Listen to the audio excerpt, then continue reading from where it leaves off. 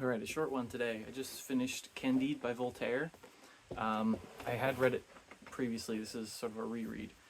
Um, so it's it's a lot to recount, honestly, for 89 pages. But basically, it's the story of um, this guy who lives in a sort of a very nice castle. He has a nice life. He loses all that and then has adventures throughout all of basically all of Europe and all of or some of the New World, then back to Europe, and things just keep happening. Horrible things happen again and again and again. Things get worse and worse and worse and worse. When then things sort of start to get better, but then it's revealed that it's actually worse and worse and worse. So it's it's meant to be, because he mentions Leibniz a few times, and it's meant to be a refutation of Leibniz's philosophy of optimism, who that is espoused through the character of Pangloss, the philosopher, the teacher of Candide, who throughout all this keeps saying that no, this is the best of all possible worlds, and excuse me, that everything has turned out for the best, and this is um, everything's great even when it's really not. Um, but it's written in a very witty, very funny, satirical way, which I didn't think I would. You don't expect when you're reading an 18th century French philosopher, that it can, maybe it's just this translation, but it's really quite funny, and it mocks a lot of sort of establishment, the religions, the politics, the politicians, the governments, the wars, the peoples. It mocks a lot of different people. But yeah, so we have Candide, who's our main character. He's living in a castle with this baron's castle in Westphalia, what is now Germany. He has his philosopher teacher, Pangloss. There's a chambermaid named Paquette. There is the baron has two children, the son and a daughter, Cunegonde. And Cunegonde sees Pangloss and Paquette getting it on, and she's like, "Oh, I want to try this." So she makes a move at Candide, and they're kissing, and then her father, the Baron, catch them, kick him out. So he's thrown out of this castle, and he gets taken in by the Bulgars or the Prussians, the army, and works for them for a bit. Before somehow making his way to, oh yeah, he gets thrown out and like badly beaten, but he makes his way to Holland, and he meets this Anabaptist jock who looks after him. They then find Pangloss, like syphilis-ridden beggar on the street, and he's like, "Pangloss, what the heck? What happened since I got kicked out of the castle?" Turns out that the Bulgars showed up and utterly destroyed the castle, raped and killed Cunegonde, killed the Baron's children. The whole thing's been destroyed, and Pangloss is now a beggar. So Candide gets Jacques to also help Pangloss, cures him, and they travel to Lisbon, where the major earthquake occurs, and Jacques dies. Pangloss and Candide escape. But in Lisbon, they're discussing their philosophy in front of members of the Inquisition, who then arrest them. They beat Candide near to death, and then hang Pangloss. And then another earthquake happens, so Candide can escape. He gets taken in by this old woman, who takes him to Cunegonde, and it turns out she wasn't dead. It's funny. Candide says something like, "You told me you were raped and disemboweled," and she responds with, "Sometimes people survive these things." It's like, okay, sure. So she was stabbed and raped, but she did survive, and has been sort of sold into slavery, and has a couple owners that like timeshare her. These owners burst in and see her with Candide, and Candide kills them both. So then they have to flee, and the old woman, the maid servant, takes them and some horses, and they flee to Cadiz. And from there, they flee to the New World because the Inquisition's on their trail. Because one of the people he killed was like the Grand Inquisitor or whatever. So they go to Buenos Aires in the New World. The governor there is really taken in with Cunegonde and wants to marry her. So Candide leaves her and the old woman. Oh, I skipped the old woman's story. So the old woman, they're like on the journey across the Atlantic. They're lamenting their woes and how this world is awful. But Candide's like, no, Pangloss said it's the best of all possible worlds. And then the old woman's like, you guys think you have it rough. Well, this is my story. So it turns out she's the daughter of a pope and a princess. She was so extremely beautiful, but then pirates caught her and she was raped multiple times and had her mother disemboweled in front of her and has been sold into slavery again and again and again. And at one point, she's in Russia and there's a siege or something and the Russian army is starving, so they carve off a buttock from each of the women and eat it. It's like a weird form of cannibalism. So she's like, that's like the joke, is she only has one buttock. Anyways, so then in the New World, Candide gets this like servant guy, Cacambo, who's like part sub-Saharan African, part native. I think he grew up in part Incan, we'll say. And he's like, hey, let's go.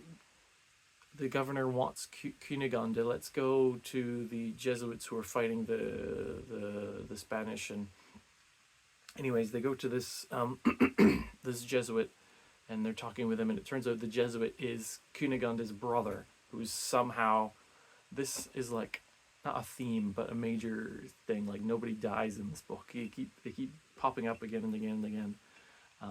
So he finds the brother, and they're like, "Oh, happy reunion! I can't believe on the other side of the world we've met again." And then Candide's like, "Yeah, I'm gonna marry your sister." And the Jesuit's like, "You're not marrying my sister. She's like a baroness, like way above you. How dare you?" So then Candide gets mad and kills him. So it's like, yeah, you just met this guy who's like practically a brother to you, and you kill him. So then they flee into the wilderness, and they come across these two women running from these two monkeys, or like apes or something. Which I don't think there's any apes in the New World. But anyways, so Candide pulls up his gun and kills the monkeys. And he's like, there, I saved these women. And then the women start lamenting, and they're like, and Cacambo's like, yeah, I think those monkeys were the lovers of those women. Which I don't understand that bit at all. That just seems so weird. But anyways, because of this, the women go back to their tribe, and the Inca come and capture Candide and Cacambo, and they're like gonna roast them and eat them, much like the Russians. So like cannibalism isn't sort of a thing the savages do. It's, I mean, we see the Russians do it earlier, so it's sort of more of a humans are horrible wherever you go. That's what I took from it. So they're going to roast them and eat them, but then Cacambo's like, no, he's wearing Jesuit robes because he killed that Jesuit guy and took it from him. They're like, oh, really? Cool. And then they like have a big celebration and let them go. So then Cacambo and Candide get in a boat, and they start going down a river, and they end up in El Dorado, the city of gold, this marvelous utopia where the dirt is gold, and the children's toys are precious gems, and there's just wealth extraordinary, and everyone's happy, and yeah, it's like it is the best of all possible worlds. But Candide misses Cunegonde, and he's like, I gotta get back to her. How can I? So he tells the king, he's like, look, can I please just go and take like a whole bunch of your dirt with me, which is like gold and riches. So he's like, yeah, well, I don't know why you want to leave, and it's a bad idea to leave, but if you want to leave, sure, leave. So he does leave, taking like 100 of these red sheep that pull these carts loaded with gold and gems and whatnot, and he fills his pockets and everything too, him and Cacambo both. And then they leave. And they split up. Candide says, Cacambo, go back. There's a lot of sea names. Go back to Buenos Aires, buy off the governor, tell Cunegonde to meet me in Venice. So Cacambo's like, you got it, boss. Takes half the wealth and goes that way. Candide finds a Dutch pirate. Oops, sorry, spoilers. A Dutch ship captain, and says, hey, I want to get to Venice. So the captain takes on the sheep and all the wealth, and then leaves Candide by himself. So then Candide's like had the wealth of like all of Europe, and he lost it.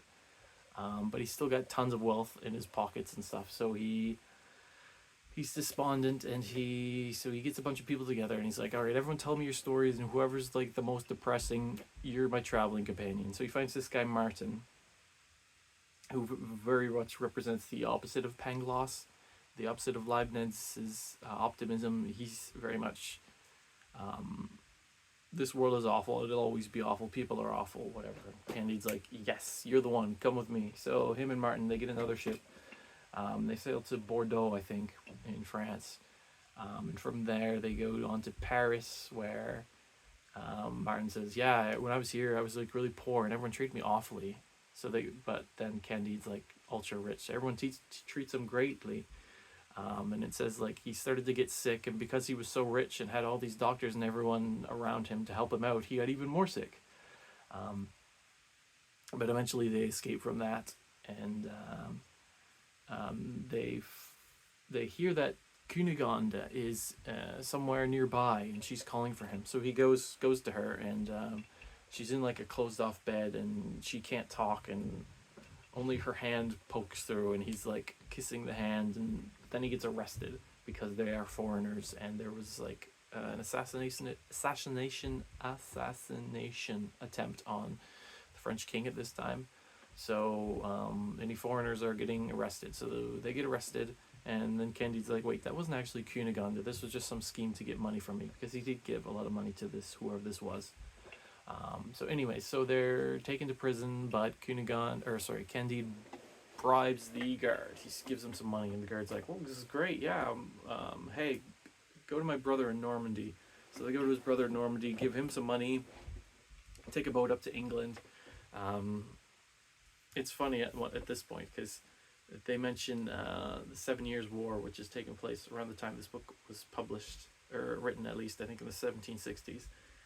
They refer to it as Britain and France fighting over a few acres of snow in Canada.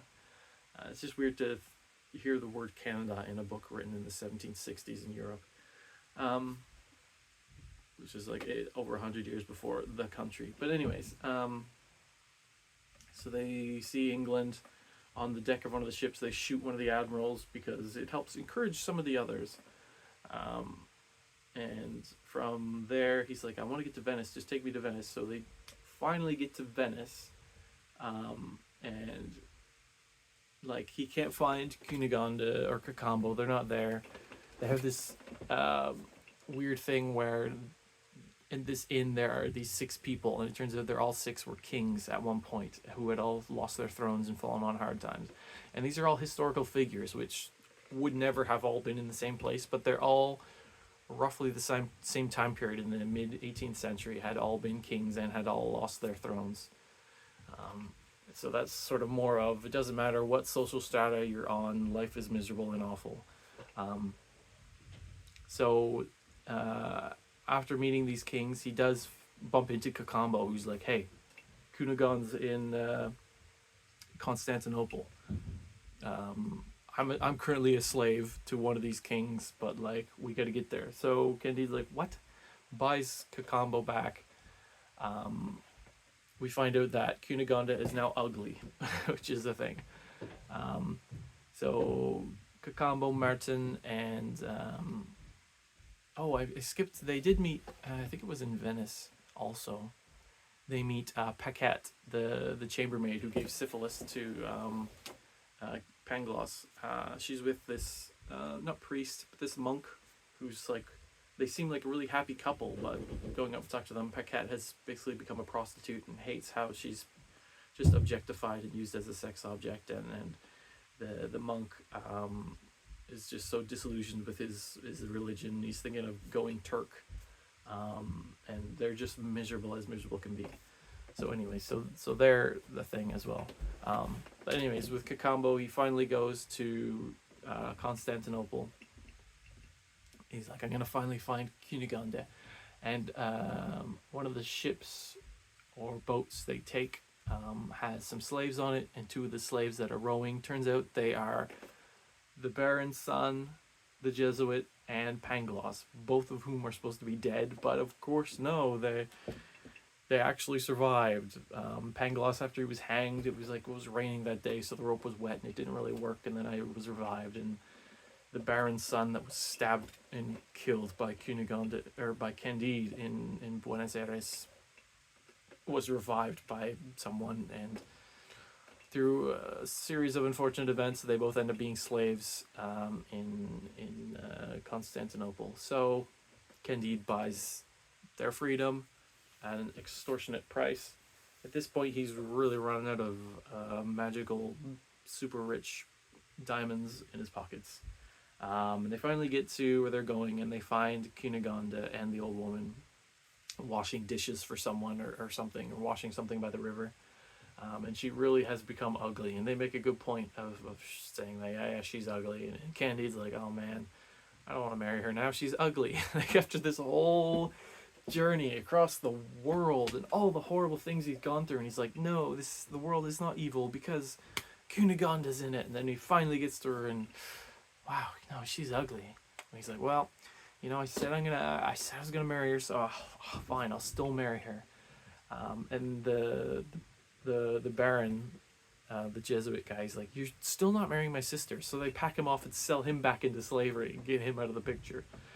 It's like, yeah, the hypocriticalness, hypocritical,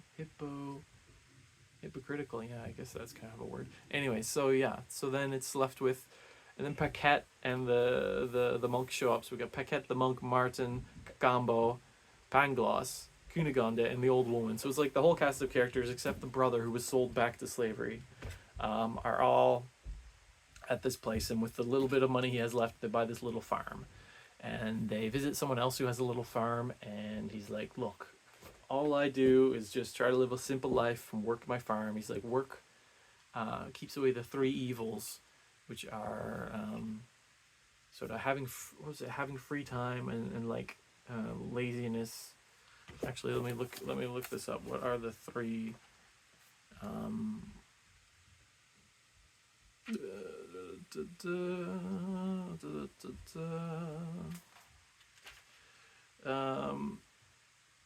Three evils are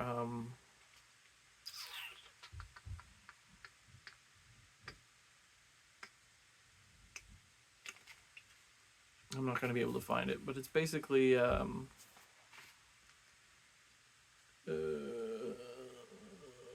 whatever. It's basically being in need, having free time, and something else. Basically, the major evils of the world can be solved by just working hard. So they hear this, and then they also go to this huge philosopher, this big time thinker, this Turk, and they're like, hey, what's the deal with like evil in the world and men's place in it and everything? And he's like, what are you guys talking about? He's like, you guys talking about that is like asking the king of Egypt whether he cares about the mice on a ship or something. It's basically saying humans are so insignificant in the grand scheme of things. Don't even worry about like evil and the good nature of good and evil and whatever. So then they go back, and Pangloss is still like, no, this is still the best of all possible worlds because I'm a philosopher and I can't go back on what I said. I can't change my mind. And then Candide's like, finally, the main phrase that sort of wraps this up is, we need to cultivate our garden. So all these people, they have this little farm, and Candide's like, we just need to cultivate our garden. And Pangloss says something else, like some goes off on some philosophy thing, and Candide's like, no, we need to cultivate our garden. So the whole thing is like, the world is not totally optimistic.